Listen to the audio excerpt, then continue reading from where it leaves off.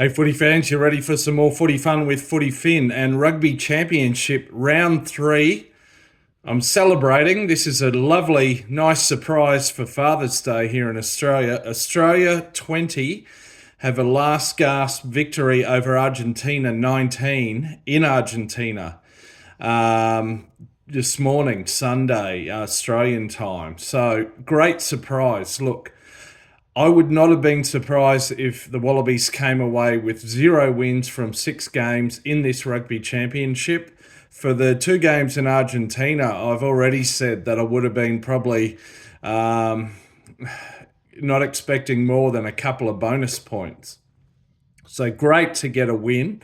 Fantastic. So 2 tries to 1.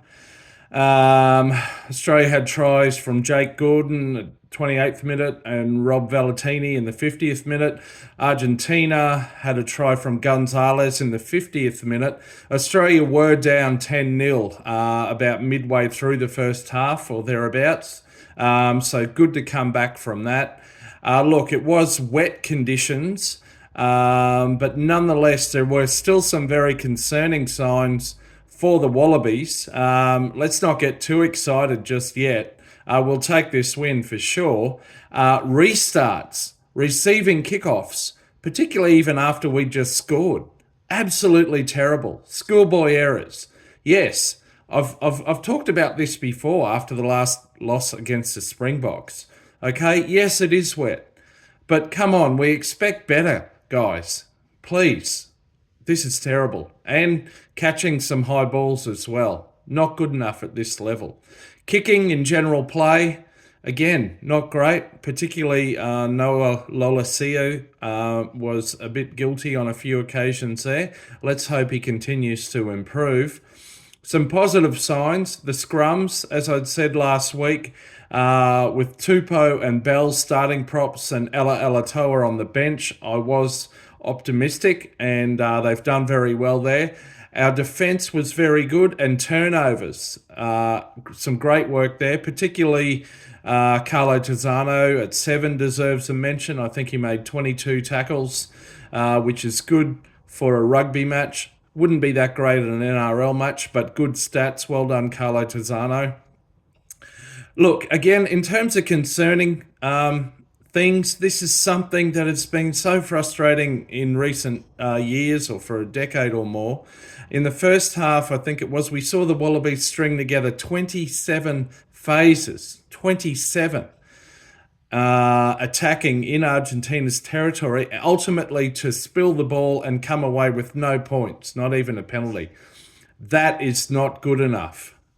This is it's just incredibly disappointing and deflating. It's not what the good teams do. It's not what Tier 1 nations do. On the flip side, there were a few cases, including both Wallabies tries, where they strung together, say, 7 to 9 phases and then scored off the back of those. So they converted that into points. Also, at least one of our penalties came off 7 to 9 phases, so that was very good. Another concerning sign, Noah Lolesio missed a very kickable penalty from in front, 40-odd metres out, but from in front in the shadows of half-time. Again, we really need to convert those kicks. It's not as if it was from the sideline or anything. What else? Good defending. There was good defending of a line-out maul and a series of pick-and-goes from the Argentinians very late in the game. If they had have scored there, that probably would have sealed the match for them. They came away with their final penalty, which put them back in front 19-16. But then that was answered at 78 and a half minutes. I think this is where Australia had strung together 7 to 9 phases right in front of the sticks, and they got a penalty which Ben Donaldson converted to come away with the 2019 win. So as I said, as a Wallabies fan, I'll definitely accept that. That's a very pleasant surprise, unexpected, but plenty of areas to improve on, and look out for Argentina to come back with a point to prove next weekend. Special mention once again to Augustine Creevy. He came off the bench at his home stadium late in the game, 110 caps, the man has. This was his final match. Unfortunately, it wasn't a fairy tale ending for him and the Argentinians. He'll have to just bank on that win against the All Blacks where he scored the final try a few weeks back. Now, one other thing. Why is rugby dying in Australia? Because this match, one reason, this match was not available to watch on free-to-air TV here in Australia. Believe it or not, it's ridiculous. This would have been 8 a.m. on the eastern states on Sunday, Father's Day. The win would have come at 10 a.m. Would have been magic. But no, it wasn't to be. Can you believe... This is our bread and butter championship every year, the rugby championship. This is the one tournament that we compete in. Can you believe if any of the Six Nations sides, if their fans could not watch a Six Nations game on free-to-air TV?